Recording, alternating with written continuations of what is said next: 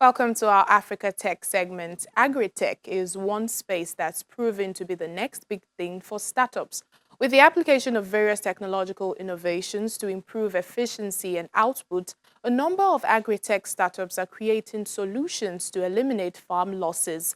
Agri-tech, which is the use of technology in agriculture, horticulture, and aquaculture to improve yield and profitability, has helped optimize the farming process. In Nigeria, agri-tech startups have continued to tackle some of the challenges farmers face by streamlining the agricultural value chain.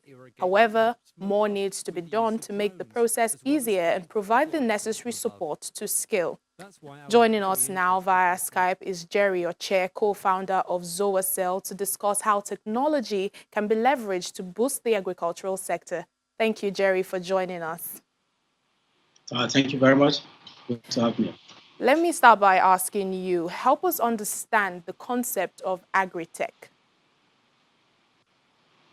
Well, it's a simple concept. Just like you rightly said, it's about using technology to empower agriculture.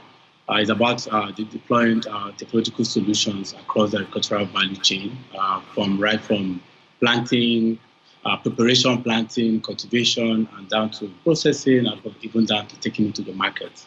As well, it gives us the opportunity for us to track what is going on in that sector. Yeah, placing technology and agriculture side by side, how well would you say they complement each other? Well, I think that is funny because so what we've seen now going on is for some time in the last decades we've just been doing our agricultural activity manually, but now what we've seen is the use of technology to, like I said, to empower all the processes. So I think that is not the way to go, and that is not the best way we can actually use technology right now to given our economic situation and the advantage we find ourselves. So I think technology is just the way to enable us utilize our cultural potential. Now, agri-tech startups, they've continued to tackle some of the challenges farmers face. I want to ask you about, especially about the low-cost invasion in East Africa. How do you think technology can help in, in ending that menace? Well, so the good part about technology is it gives opportunity to track what is going on, analyze that kind of data, and of course use it for meaningful solution. So if you look at what is going on across Eastern Africa, and even our neighbors in Cote d'Ivoire here, you see that they are utilizing technology more than we're doing. But of course, we are lucky now. We have a lot of startups who are focused on tech across the country. So I think there's a lot we can do. Actually, analyzing data, utilizing data in that sector. Yeah, I was going to ask about, startups. One issue startups in this agri-tech value chain is the level of farmers' literacy. What is your opinion on that? Well, so again, it still gives us opportunity for us to innovate because as much as we say our farmers are illiterate, they are probably illiterate in English. They speak their own local languages, they understand their own local languages. So I think we need to begin to customize our solutions to speak to what they understand. That is just the best way to go because if we want them to understand English, it's going to be difficult. And the good news is that we have a high rate of mobile penetration, which is good for us. So meaning that with a little effort trying to innovate in local languages, these guys have mobile technology available to them now, so we can actually get them to understand what we are saying. It doesn't matter the language we use. The idea is for them to be able to utilize those technologies in their own local dialects. Yeah, and with technology, you can expect challenges. What are some of the challenges, agri-tech startups can face, and how can they overcome those challenges? So I think again the basic challenge that we face right now in this sector is the challenge of having smallholder farmers who are not very organized. So you have to first of all put them in clusters, organize them in that kind of manner where you want to do them. And if you notice our kind of farmers, you notice that over 75% of our farmers are smallholder farmers. So that in itself is a tax, meaning that a lot of them do 1 to 3 hectares. So it's not something very attractive that you need to make some commercial value. So except you will put them into clusters, into cooperative associations. I think that is a major challenge. Another challenge again is, of course, internet penetration. Like we said, is still not very. We're still not there. And again, if you look at some of the farmers that we have in rural areas, they don't use smartphones, which is more difficult. So again, these challenges provide opportunity for us to innovate how we can see using a kind of easy technology that we can actually make them to understand what we're doing and use what we actually have on stage. Against using smartphones or just applications, we have to innovate to basic technology that these guys can use and understand. All right, then, Jerry Oche, thank you so much for speaking to us. Jerry Oche is the CEO and founder of Zoacell. Thank you for speaking to us on Africa Tech. Thank you. Thanks for having me.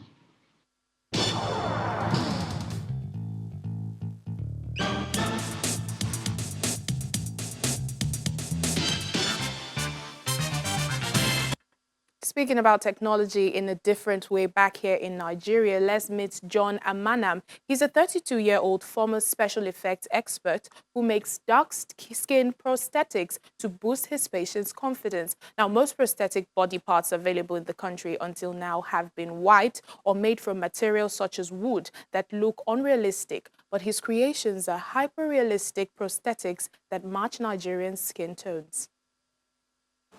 Wow. Michael Sunday is delighted, if a little stunned, as he admires his new right hand, a silicone glove-like prosthetic meant to help him return to normal life after he lost 3 fingers in a car accident a year ago. The prosthetic has a hyper-realistic feel and usually is dark in color, matching perfectly the tone of Sunday's skin. It has really helped me because I can go about my normal life without looking at my hand, without hiding my hands, or fear of discrimination or fear of pity. His voice choked with emotion as he looked at the prosthetic for the first time. The artist behind the creation is John Amanam, a 32-year-old former movie special effects expert. He developed an interest in prosthetics after a family member lost a limb in an accident. I became emotional about the amputees. I discovered that I had 1 or 2 people who had amputations around me, and they had this feeling of discomfort whenever they were around normal people. And I saw it as a challenge, that if I could give back or solve this need, to go a long way to ease them of that emotional trauma of discomfort and that loss of courage. So he started making prosthetic fingers, hands, arms, legs and ears in 2017. Depending on the size and complexity of the prosthetic, it takes 3 weeks to 2 months to make one. Amanam said mismatched skin tone makes it more difficult for people to feel confident with their artificial limbs. We have prostheses who are made of white skin. You rarely find people with black skin prostheses.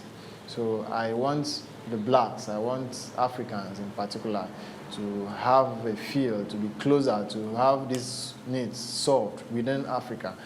And I want to reach out to blacks all over the world as well, so we can have these processes accessible and at an affordable rate. Amanam has no formal training in making prosthetics, but studies sculpting as an art student. The pieces are sold for at least 40,000 naira. His company, Immortal Cosmetic Art, is part of a growing services industry that has helped Nigeria's economy become the biggest in Africa. Oh, that is just very creative. And that's it on the program today and for the week. Thank you so much for watching. I'm Layo Adegoke. Have a lovely weekend.